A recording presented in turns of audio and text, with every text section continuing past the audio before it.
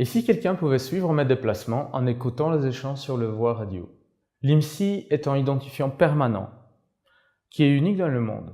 Comme nous avons vu précédemment, avant chaque communication, le terminal mobile s'authentifie auprès du réseau. Pour rappel, le chiffrement n'est pas activé lors des premiers échanges, et si on utilise systématiquement l'IMSI pour s'identifier, alors il serait très simple pour quelqu'un de suivre nos déplacements. La solution consiste à mettre en place un mécanisme qui limite l'utilisation de l'IMSI au strict minimum. Ainsi, lors de la première authentification, le terminal n'a d'autre choix que d'utiliser l'IMSI. Par contre, une fois l'authentification réussie et le chiffrement du lien radio activé, le réseau lui attribue un identifiant temporaire qui est utilisé systématiquement par la suite.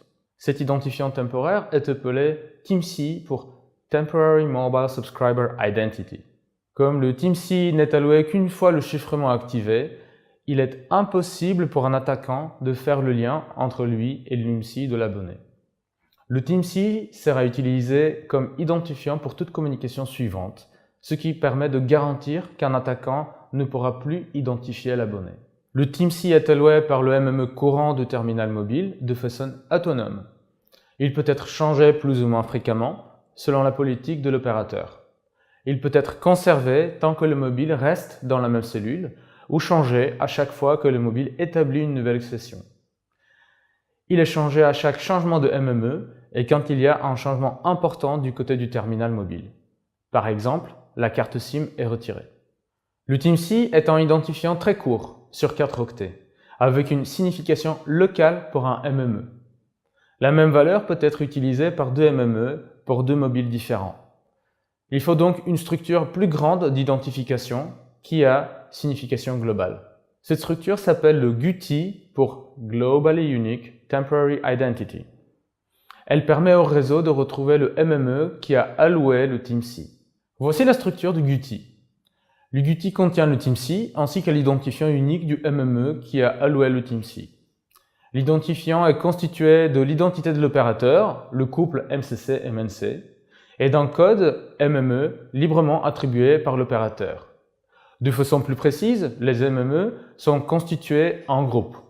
On a une identité de groupe, MME Group ID, et un code de MME propre au groupe.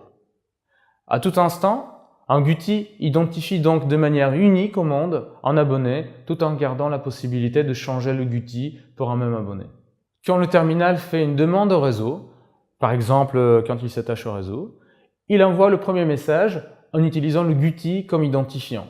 Le MME est le seul à pouvoir faire la correspondance et retrouver l'IMSI de l'abonné et peut retrouver le contexte de sécurité. Il peut ainsi déchiffrer le message et vérifier son intégrité. Cela sert comme une preuve que le terminal mobile est celui dont il prétend et il est donc authentifié. Le MME peut activer le chiffrement sur le lien radio, configurer les clés nécessaires sur l'inode B et ainsi protéger toutes les communications dès le premier message émis. Ce qui est important à noter ici, c'est que le HSS n'est pas sollicité lors de ces procédures qui limitent significativement la charge de ce point central du réseau. Cette procédure fonctionne également en cas de déplacement du terminal mobile. Si le terminal se trouve sous la couverture d'un nouveau MME, c'est le nouveau MME qui reçoit les demandes d'authentification. En regardant le GUTI, il est en mesure de retrouver l'identité de l'ancien MME, celui qui a délivré le TIMSI. Il peut donc lui relayer le message et après validation de ce dernier, récupérer le résultat du succès, mais également l'IMSI de l'abonné, ensemble avec un contexte de sécurité. Ainsi, le nouveau MME peut également activer le chiffrement et l'intégrité sans passer à nouveau par un cycle d'authentification complet. Encore une fois, cela évite d'interroger le HSS. Finalement, le TIMSI est également utilisé pour localiser l'abonné dès lors le réseau veut le contacter quand il n'y a pas de communication en cours. C'est le MME qui envoie un message de sollicitation appelé paging pour indiquer au mobile qu'il doit établir une connexion au réseau. Le MME envoie ce message à tous les inodes B qui sont gérés par lui. Les inodes B envoient alors le message contenant le TIMSI de l'abonné. Le terminal reçoit le message de paging et commence la procédure d'établissement de connexion au réseau. L'utilisation de TIMSI apporte 2 points importants lors de cette procédure.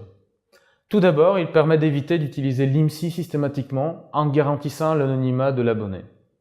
En plus, il réduit la taille de données à envoyer sur le lien radio.